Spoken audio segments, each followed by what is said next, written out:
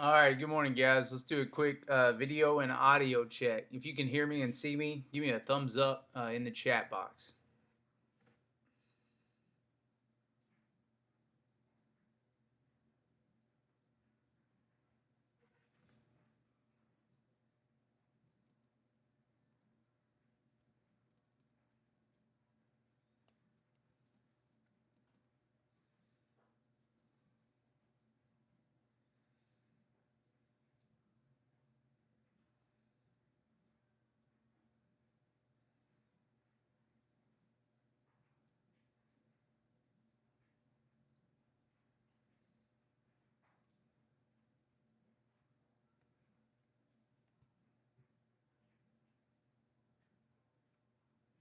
Can you all hear me?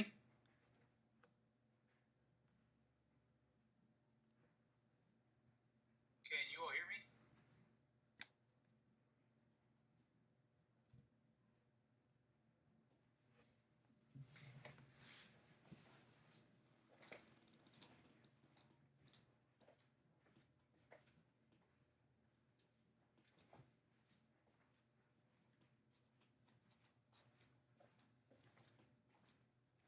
All right, cool, very good.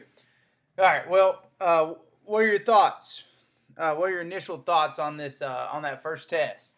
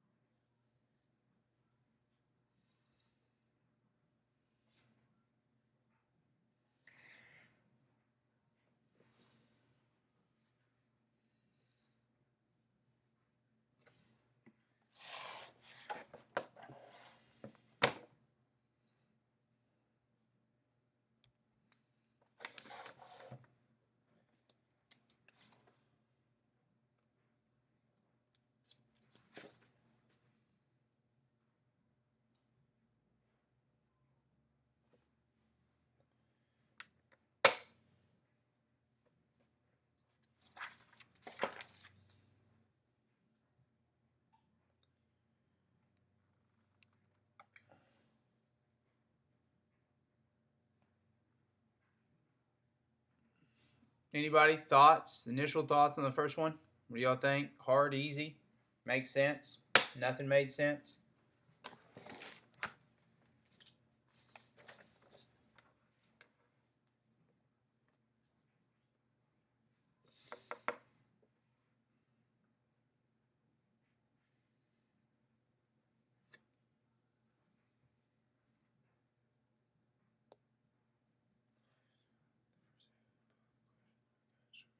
Okay, yeah, no worries. Cool. Thanks, Ian.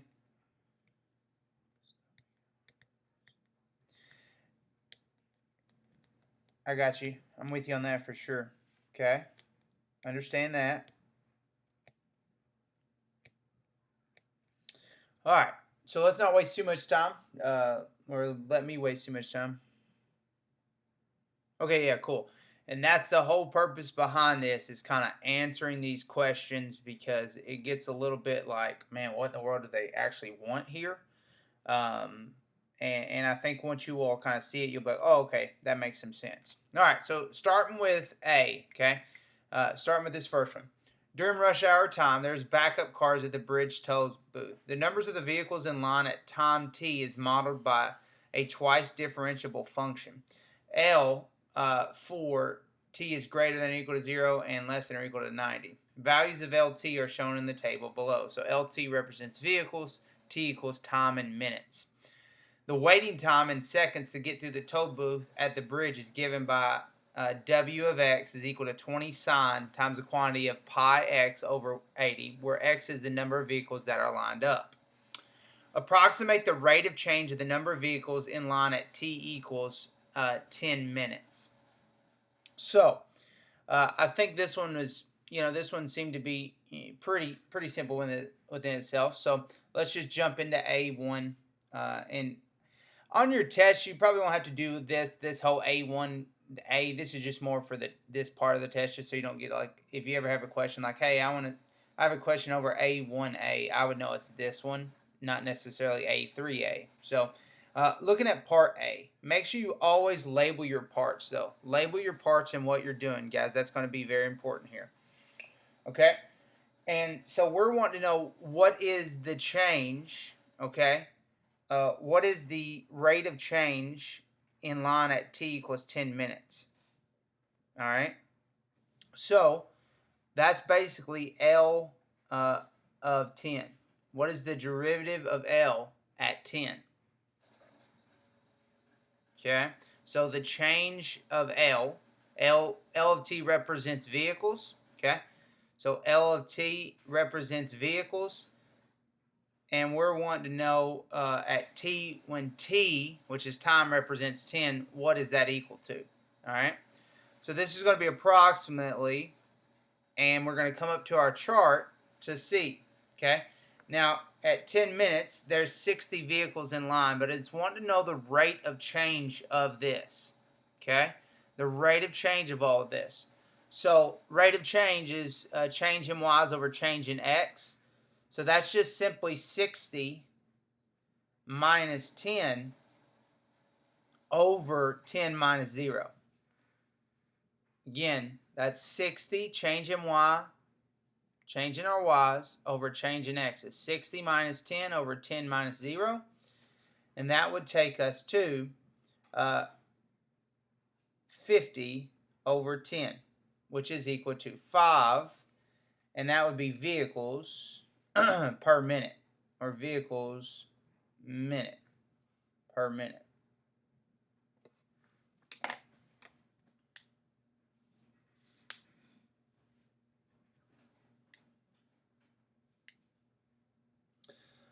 However, if you go and look at the answer key, it has two other options for A. Okay, if you were to go, I don't know if you all went and looked at the answer choices. And really, guys, probably a good idea would be for you, once you complete part A, because part B is very similar to part A. It's just, we're just wanting to get another cycle of those type questions in. Go look at the solutions of part A.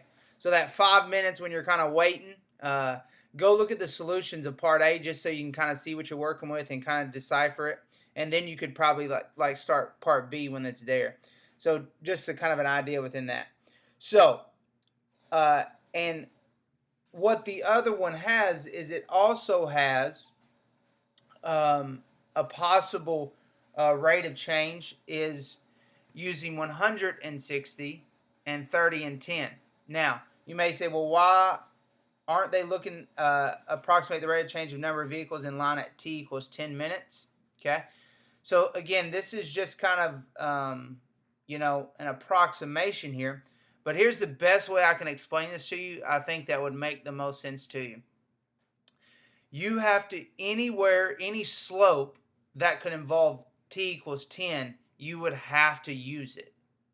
Okay, so it's saying approximate the rate of change of number of vehicles in the line at t equals 10 minutes. So it could be this. It could be our 5 vehicles per minute, all right?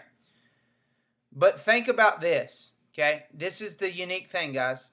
So think about that this is not necessarily, the slopes are not necessarily linear.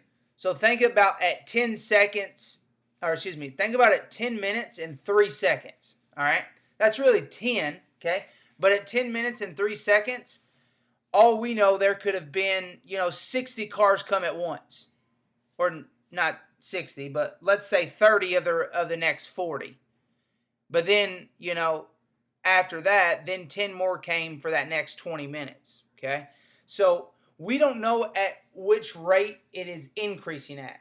Again, explain that again, just so you know. So at 10 minutes, there's 60 vehicles, right? Well, at 30 minutes, there's 100 vehicles. Well, cars are coming and going. Cars are going through. More cars are coming. We don't know what that looks like. So what we do is calculate everything around that 10 as well. Okay, so we want to calculate the slope from 10 to 30 as well, and that could represent the time at t represent the rate of change at t equals 10 minutes. So I would say here 100 minus 60 over 30 minus 10. So 100 minus 60 over 30 minus 10. That would give us 40 over 20, which equals 2 vehicles per minute. So this is like one of those or. So it could be 5 vehicles per minute. It could be 2 vehicles per minute.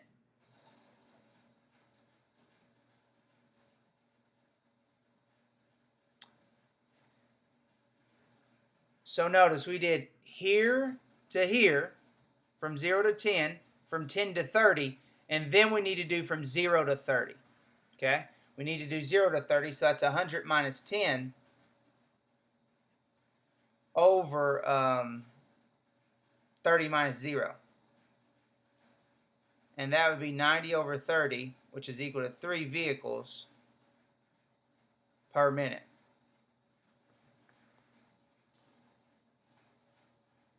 Again, that's 100 minus 10 over 30 minus 0.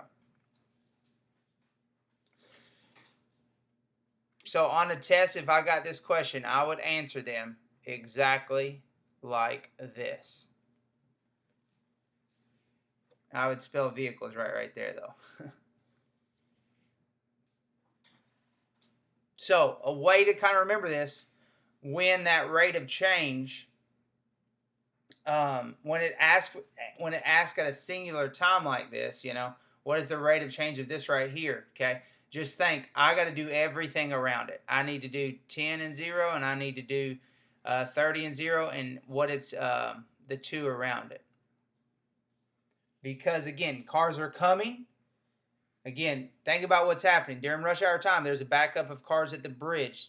The number of vehicles in line at t time is modeled by this function, and L of t is the number of vehicles. So this could be going up, could be going down here. Okay, we'll kind of get into a little bit more on that. But my best way to know it is just to do the one that's asking for it, and then do the other 2 around it.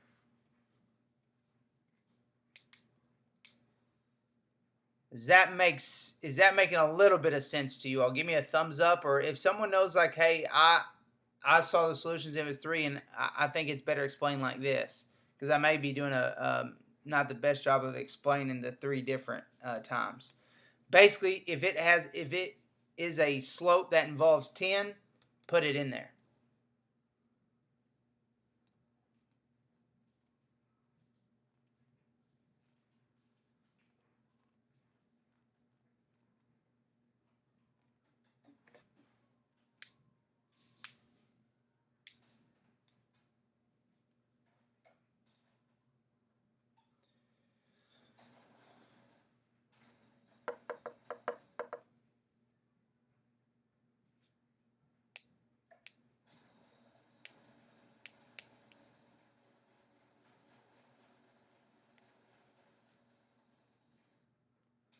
Okay. So, and that's the kind of the hard thing to explain, Morgan. That's why I've tried to butcher and explain them. So, you give 3 times, okay? You give 3 times. This time represents the 5 vehicles per minute represent the rate of change from 0 to 10. Okay? So this right here represents from 0 minutes to 10 minutes. The next time represents from 10 minutes to 30 minutes. And the last time represents from 0 to 30.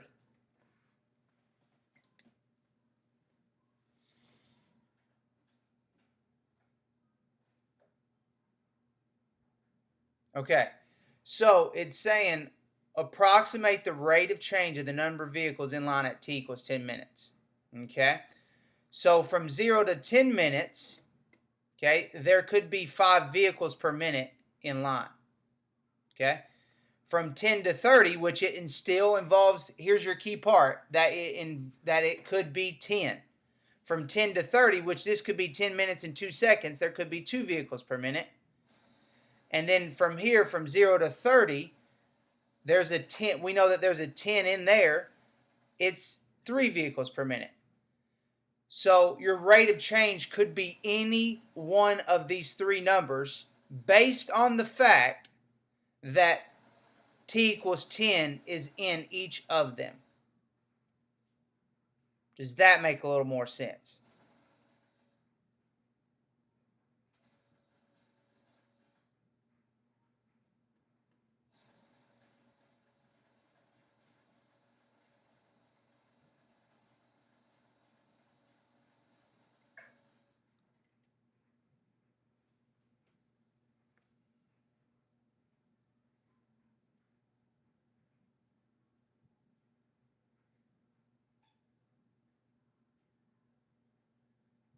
Okay, cool. How about everybody else? We good on that? And hey, and that's what I like about this is because we're going to see another one in part B. It's like the same type question, and you're going to see the same type thing.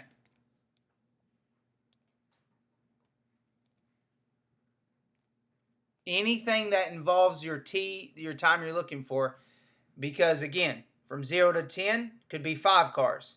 10 to 30, 10 is in there, could be 2 cars. From 0 to 30 is a rate of change of 3, so it could be any one of these at t equals 10. All right, good, Ian.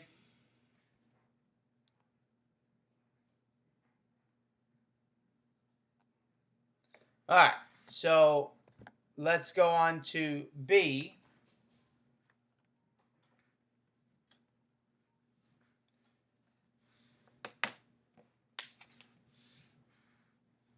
So then B,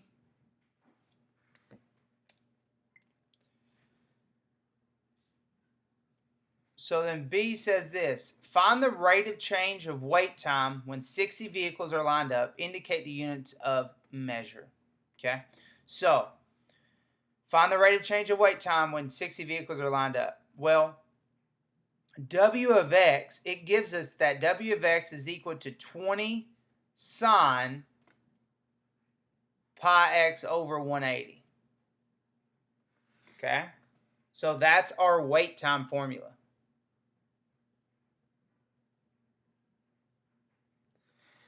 And notice in B what it asked for. It said find the rate of change of the wait time. So the rate of change is the slope of this at 60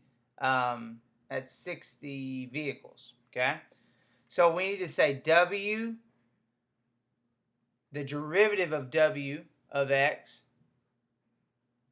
is equal to, and we take the derivative of this right here. Now I think 20 is a constant, so it just goes out front. So like 20. The derivative of sine is cosine. And remember, the angle always stays the same. So the angle stays the same, pi x over 180. But then you take the derivative of the inside. So cosine is the derivative of sine. The angle stays the same. And then it's the derivative of the inside. Well, think of that as being like this, guys. Pi over 180x. So the derivative of pi over 180x would just simply be pi over 180.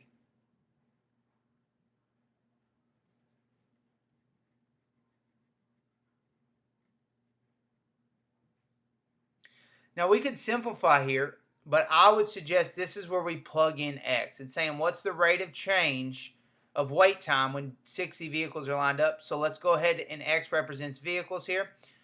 So let's put in 60. So W prime of x is equal to 20 cosine of 60 pi over 180. I got the 60 because that's what it told me. It wants to know the rate of change at 60 is pi over 180. So that's W prime of x is equal to 20 cosine. That's pi over 3, or 1/3 pi, and pi over 180.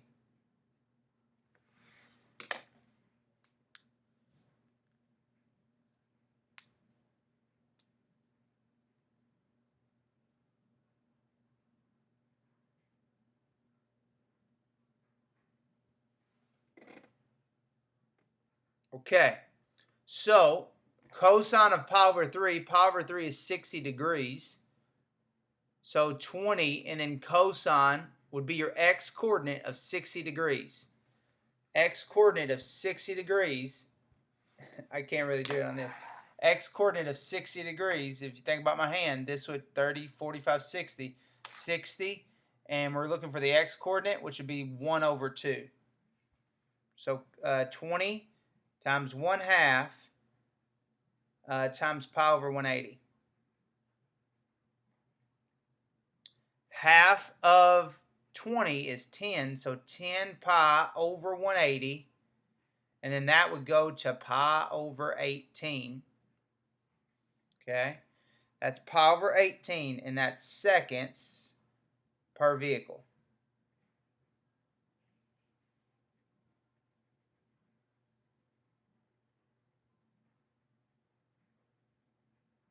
Again, wait time is time given in seconds, and since we plugged in the X is 60, that's in vehicles. So that would be my answer right here.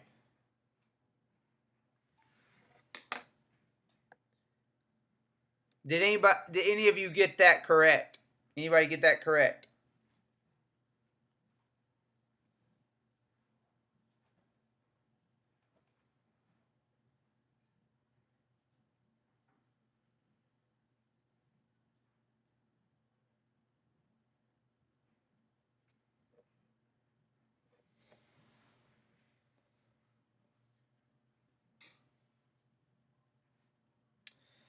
Good question, Carter. I would try to steer away from decimal.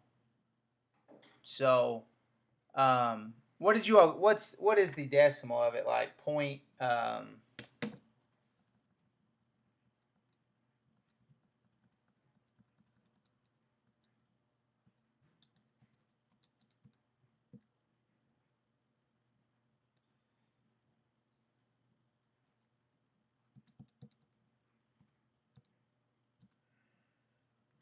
Yeah, 0.74. Yeah.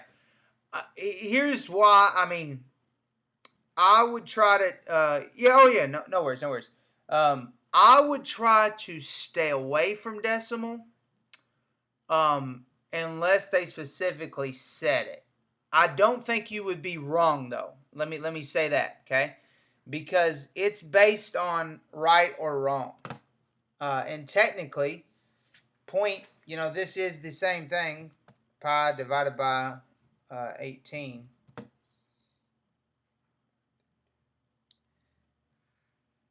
Technically, pi over 18 is 0.1745329252.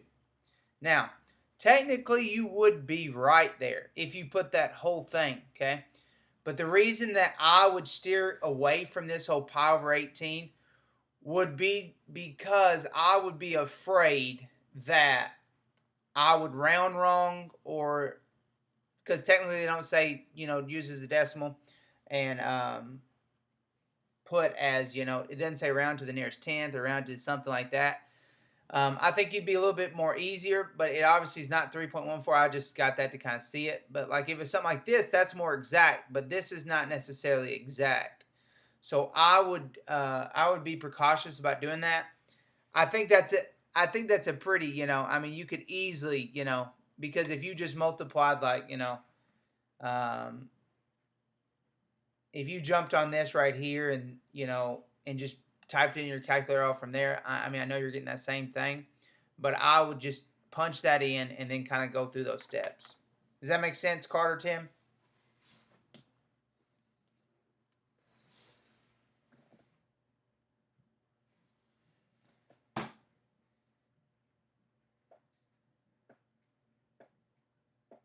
Cool. All right. All right, let's go to C.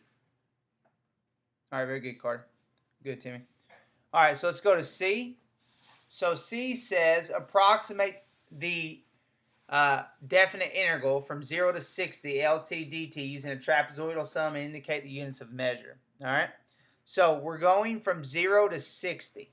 Okay, we're going from 0 to 60 here. All right, and it wants a trapezoidal sum. So remember that the sum of a trapezoid is just the base divided by 2, and then times the whatever we have here, and we're adding those two together. All right. So This one was a pretty easy one, especially because we just did definite integrals.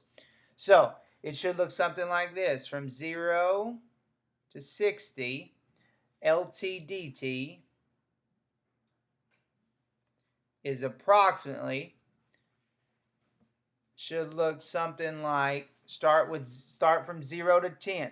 So that's 10 over 2, base over 2 times 10 plus 60. Now, again, we can't use our normal trapezoid rule because our bases are not consistent across the board, because we go from 0 to 10, 10 to 30, okay? If minutes were consistent across the board, then we could just do the whole trapezoidal rule, the first one plus 2 times the second one. But with them not, we're going to have to do them separately. 10 over 2 times 10 plus 60, and then plus the next base would be 20 over 2, because from 10 to 30 is 20, and then 100 plus 60. And then plus the next one is 15, and we're just going to 60, so 15 over 2 times 100 over 8, or 100 plus 80. And then the next one would be 15 plus 15 over 2, and then 80 plus 90. And that would take us to the 60. That would take us from 0 to 60. So who got that answer? What was your answer on that? Somebody type it in the chat box what your answer was.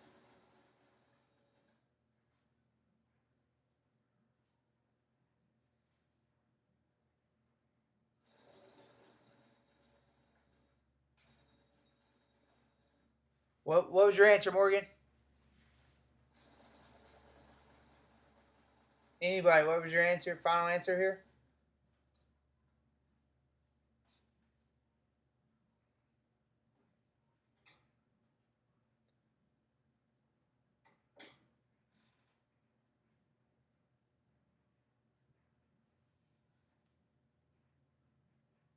Yeah, very good, Morgan. 4,575, okay? And that is vehicles minutes, or vehicle minutes. That would be our unit of measure.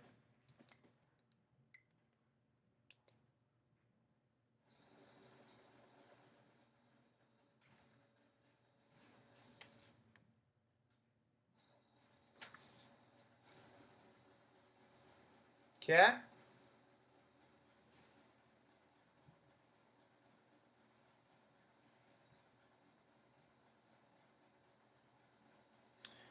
All right, let's go on to the next one. Going on to the next one.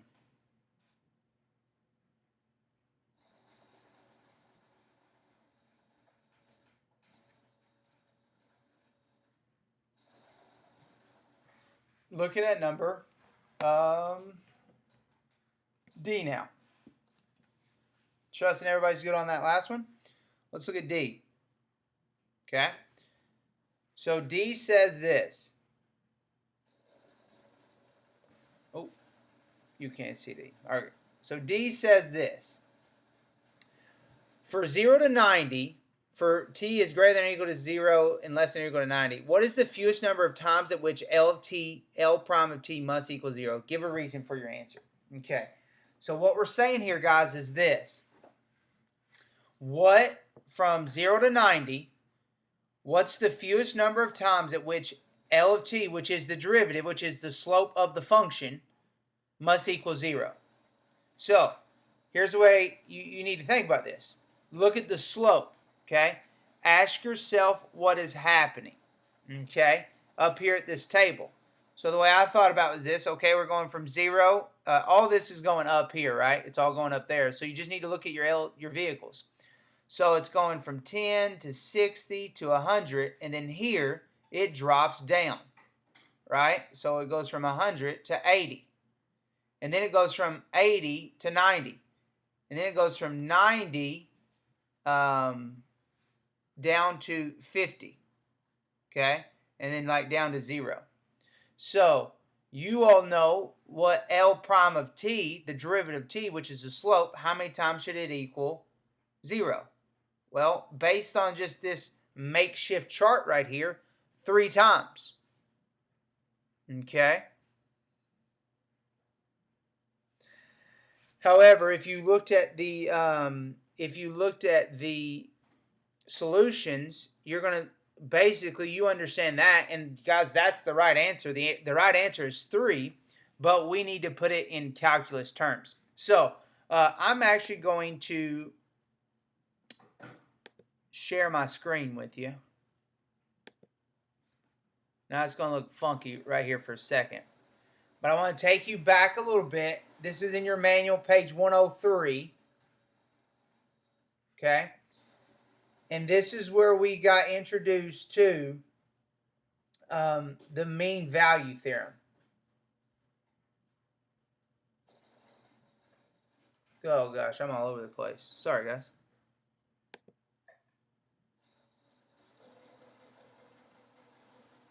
There we go. That's what I want. Okay? So, if you can remember, okay, we talked about the intermediate value theorem. All right? And it says, suppose that f of x is continuous on AB, I'm in the box, and let m be any value between f of a and f of b. Then there exists a number c such that a is less than c, which is less than b, and f of c is b. So here's what the intermediate value theorem says, that a continuous function will take all values between f of a and f of b to the right if a is a graph of a continuous function that illustrates the intermediate value theorem. So based on what's happening from going from positive to negative, guys, that's us telling us basically that the intermediate value theorem is working here. Okay? And really, even above that, let me zoom out.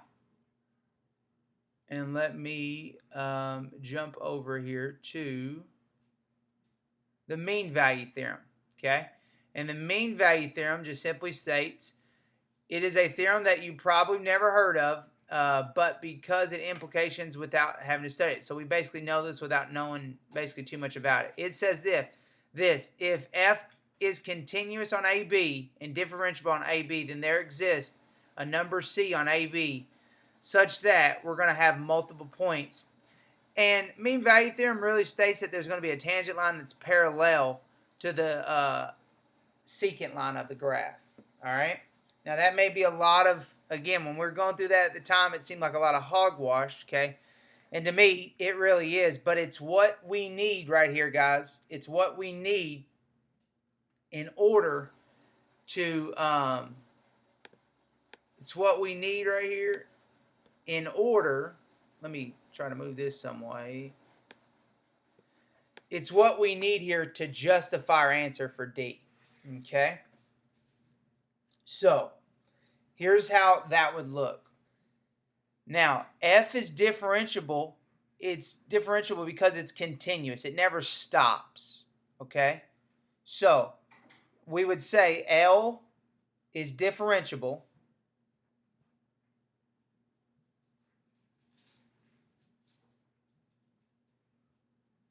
on 0 to 90. So the mean value theorem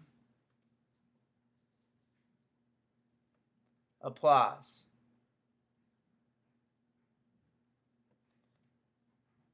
MVT. L is differentiable on 0 to 90. So mean value theorem applies here. Now, so we're just stating that we know that the graph is continuous. When a graph is continuous, we know that it's differentiable. And again, you don't really, that's just basically saying, hey, the graph is differentiable, so the mean value theorem applies. All right. Now I know you probably you're like, well, heck, to be honest, I thought the mean value theorem dealt with secant lines and the tangent lines. I thought it dealt with parallel, and it does, but that just basically means the same thing as that it's differentiable. So if a graph is differentiable, that means that the mean value theorem applies. Okay? So it wants you to state that you know it's differentiable. And because of that, okay, because of that, then we start listing what is true, okay? Now we start proving why it is what it is, all right? So L prime of t is greater than 0, which this means that it's a positive slope.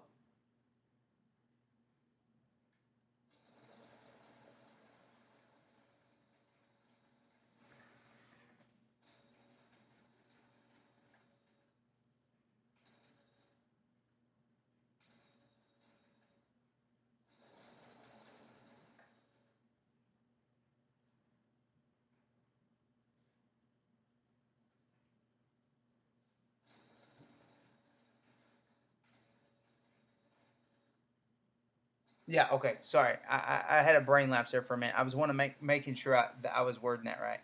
So L prime of t, meaning it has a positive slope. Oh yeah, I'll try. I'm having the second derivative test in my mind.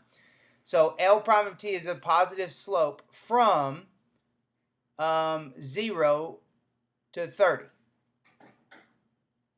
You may be saying, why? Well, look at the numbers from 0 to 30. From 0 to 30, it's going up.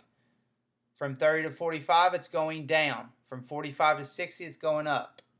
And then comma, 45 to 60.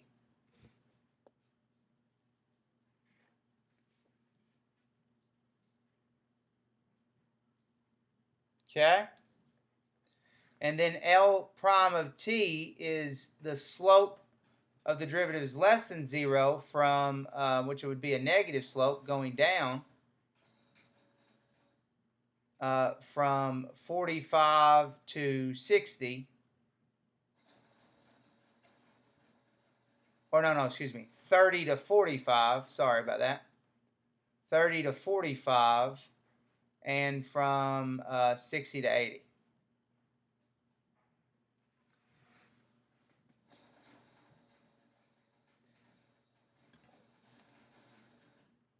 So what that implies is the IVT, the intermediate value theorem, okay? So the IVT implies that L prime of t is equal to 0 for at least 3 values of t on 0 to 90.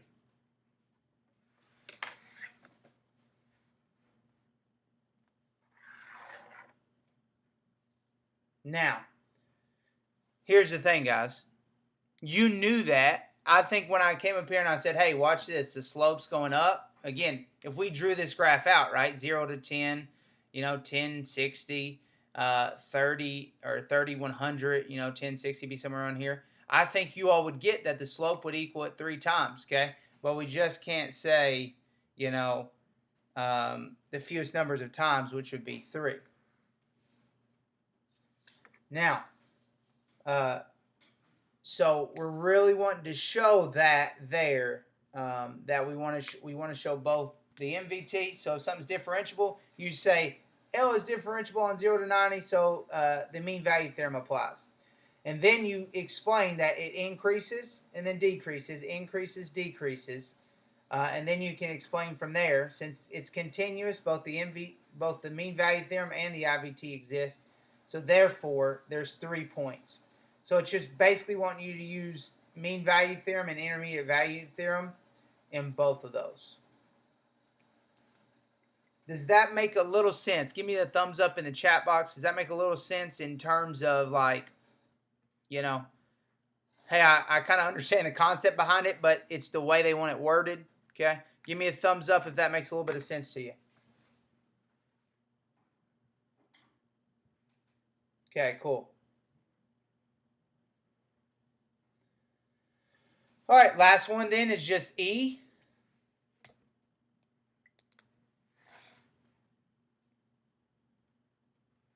Last one is E, guys.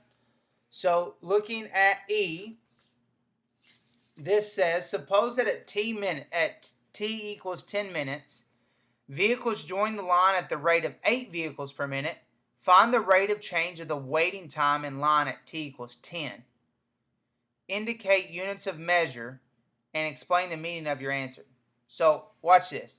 It literally says, find the rate of change of waiting time in the line at t equals 10. All right? So here is the unique thing about this, guys. At t equals 10, that's 60 cars. Okay? So the rate of change, the rate of change of the waiting time of 60 cars is, guess what? Pi over 18. We've already found that. Okay? So basically, we just need to multiply this right here times the rate of 8 vehicles per minute. And then that's our answer. All right? So now what that looks like, algebraically, okay, you would write it like this, okay? We want to know the change. We want to know the derivative of wait time at L of 10. It's the derivative of the wait time at L of 10. And we just need to multiply that times this whole new thing that we have here.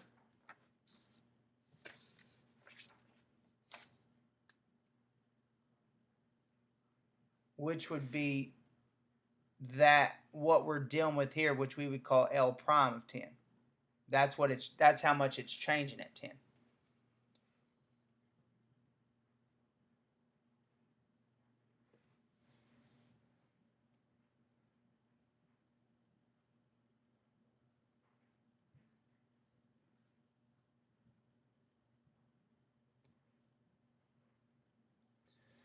And then we've already figured this out, guys, to be pi over 18.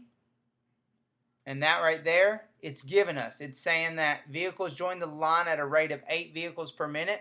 So the change at 10 would be 8.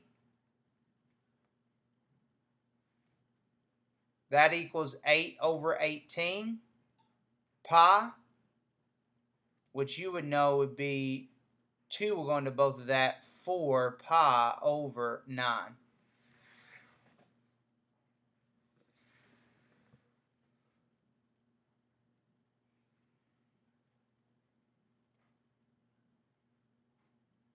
Now, this right here, this pi over 18, that was seconds per vehicles, right? We got that here.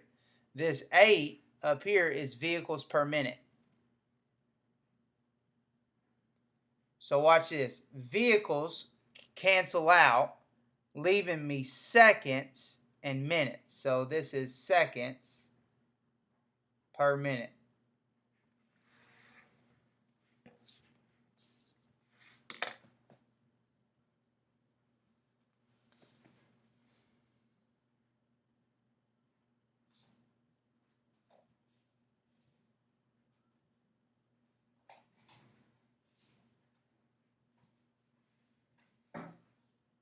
Okay, so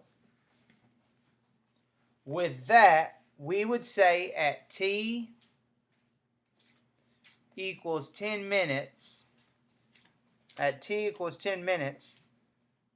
the wait time increases, since it's a positive number, by 4 pi over 9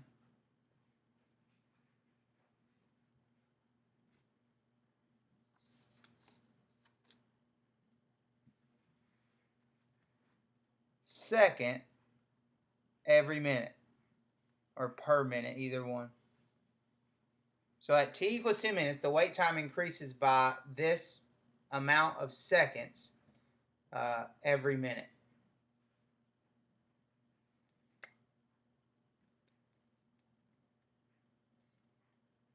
Now, something that the answer key will show you, and I didn't want to start with this because I think if I start with this, it becomes really confusing. You know that this was the wait time, right? The derivative of the wait time is basically the rate of change of the wait time. And we need to find that of L of 10, okay? Which we've done that over here with pi over 18.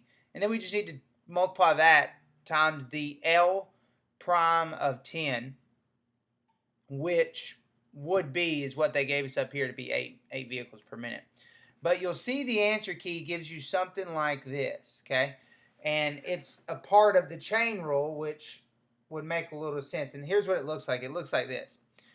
W, this is the, this would be the wait time function. W times L of t, which would represent our vehicles. And we're just basically wanting to take the derivative of that, okay? And what they want you to be able to do is get from there to there. So when in doing that, that's just the chain rule right here. So what it would look like is this right here. This is equal to W prime, right? L of t, and then times, so add the chain rule, W prime, inside stays the same, times the derivative of the inside. So that's where we're getting that and that from, okay? I think it's easier just to think of it this way, but the solutions will have that right there with it.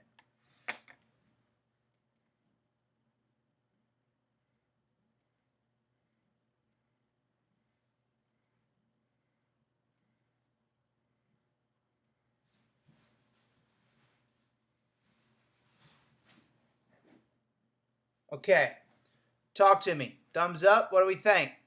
A little bit easier than what we were making it, or what? Harder than what we were making it?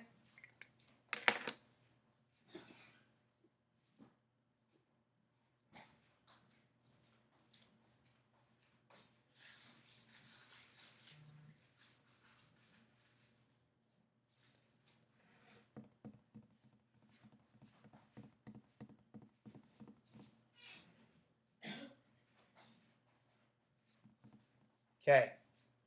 And and again, that's why we're reviewing now. Yeah. And I don't think you blame yourselves for that. You're just not you. I mean, you guys just hadn't, we hadn't seen a problem necessarily like this. So now that you see it, know that it's not as, it's not as bad as what it actually looks.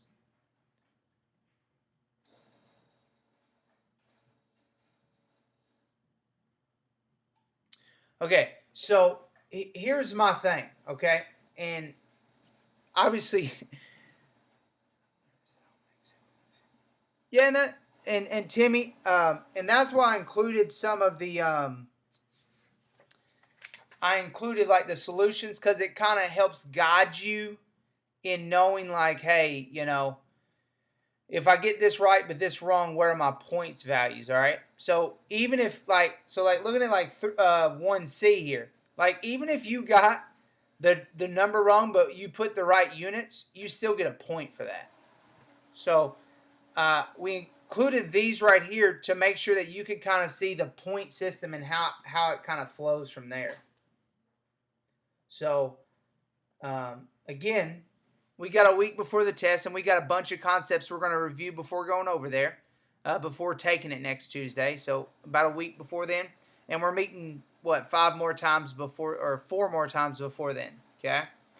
So don't be nervous; it'll be fine. Not the end of the world. Again, we haven't been in the classroom in almost 2 months, literally almost 2 months. So obviously, you guys got dealt a pretty nasty curveball here. All right, but hey, since this is my kind of, again, you guys are seeing this like, for the first time. I'm seeing it for the first time. And I think since Part B is so similar to Part A, I don't think it's going to be that way on the test. It's just the way that our guy that we use our curriculum with, mastermathmentor.com, that's the way he kind of set it up. So I thought, you know what, let's just see about this. Let's go.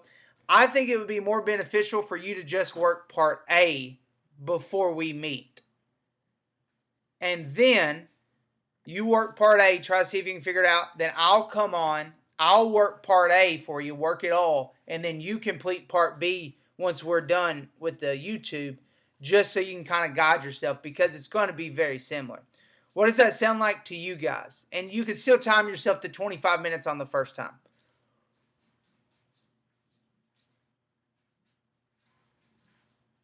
Does that sound better to you all, or do you want me to work part B with you?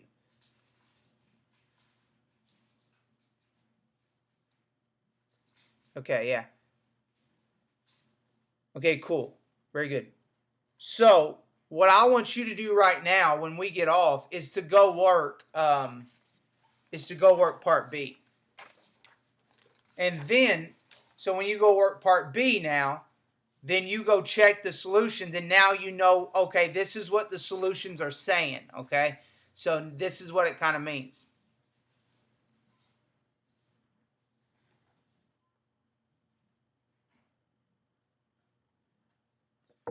All right, what do you all, do you feel worse? Do you feel better? What do you all think so far?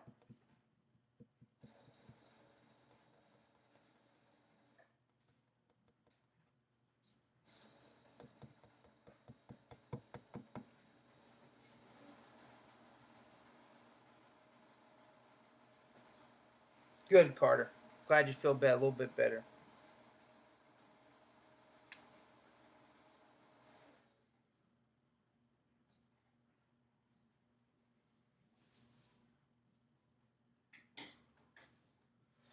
I think so, Timmy, and we're going to go over several different topics. So I think that review of it all, I think, will help. Okay. So if you guys are cool with us following that route of, and when I send my email out tonight with the schedule, I'll send out like, hey, new testing format, just work part A. And then we'll come back and then stop at part A, and then we'll jump on here at 2 o'clock, and then we can talk about part A, and then you go to part B. If that sounds good to you all, then we can call it a day for the day. And then, so on Tuesday, you will just do part A. We'll jump on here. I'll work through part A, then you do part B after me with the solution so you can see anything. And then you can email me. We made the text group. You can text me, whatever you want to do to communicate if you have any questions or anything like that. I want to set you guys up for success here. Again, it's a 2-question test. It's never happened, obviously, with AP. So there's really no, I don't know which is harder, prepare you for a 2-question test or a 3-hour and 15-minute test. I'm not sure, but it's definitely unique within it all. But I think you guys are going to do well. Again, you have your notes. Use your notes. Use your calculator. And I told Carter, and I told him to text out in the group, I know it says calculators cannot be used except for arithmetic.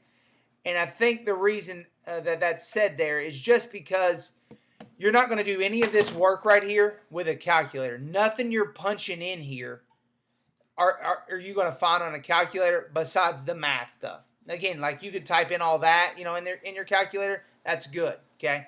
That's fine. That's arithmetic. That's math, okay? But you're not going to be able to type in like trying to figure out, something in its whole entire thing within the calculator. So that's what that means. Use your calculator. Use your notes. Okay, and I think we should be good. If you guys are good, give me a thumbs up, and then we can call it a day, and I'll see you guys back here on Tuesday I think Tuesday we meet at 1 o'clock. Is that what the schedule says? Yeah. No. I moved it to 2. Sorry. We meet at 2. Each time at 2. But then on next Monday, we'll do it in the evening. We'll have a prayer and sackcloth and ash, and we'll fast for you guys. All right? Hey, thanks so much, guys. You're dismissed. God bless you all in Jesus' name. I'll stay on a few minutes if anybody has any questions.